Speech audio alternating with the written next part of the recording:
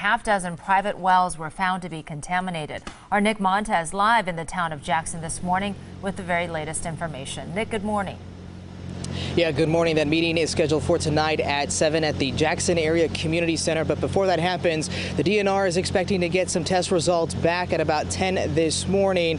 And each time they've tested the drinking water, the results have gotten worse and worse.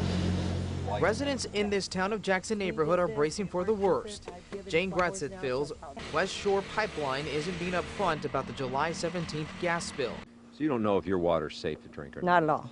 Not at all. More than a dozen homes in Jane's neighborhood are waiting to find out if their wells are contaminated with benzene found in gasoline. So far, 7 out of 70 are contaminated.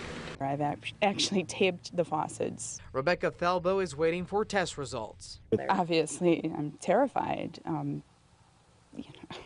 You don't know what you're going to come home to, if you're going to have a home when you come home from work.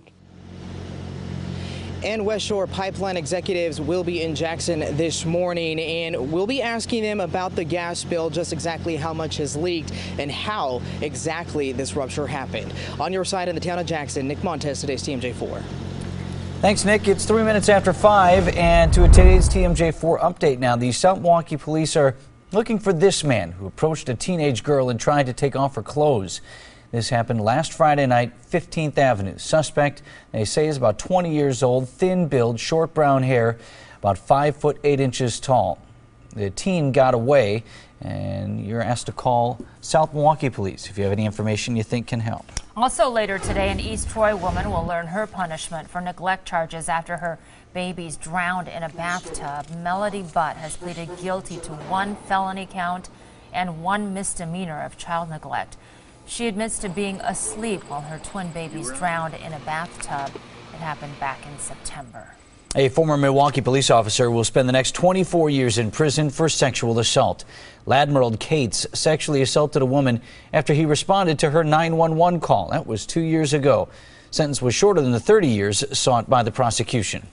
Milwaukee Police Chief Ed Flynn finds himself caught in the middle of a divorce. Flynn admitted having an affair with freelance journalist Jessica McBride back in 2009. He said the affair at that time was over.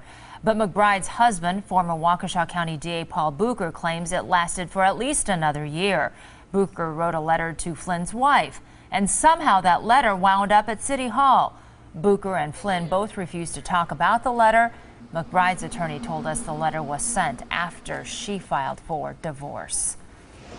Now to today's TMJ4 health alert. There's a possible whooping cough outbreak in Brookfield. Several members of Brookfield Central's football team have come down with whooping cough, and now health officials are asking people to be extra cautious. Melissa McCrady is live out in Brookfield this morning with details on all that. Hi, Melissa. Good morning, Vincent. Susan, although school is out of session, whooping cough is still being spread, this time on the football field. It's big this year. Paul Martin is well aware of the threat whooping cough poses. His 8-year-old son Santana gets alerts at school every year.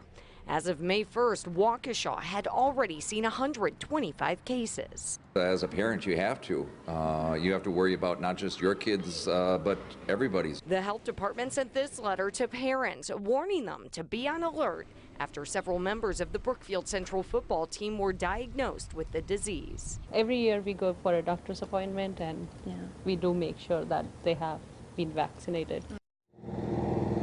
Now, health officials say that vaccinating is your best bet, but it can wear off, so you'll want to ensure that your kids is up to date. On your side, live in Brookfield, Melissa McCrady, today's TMJ4. All right, Melissa, thank you.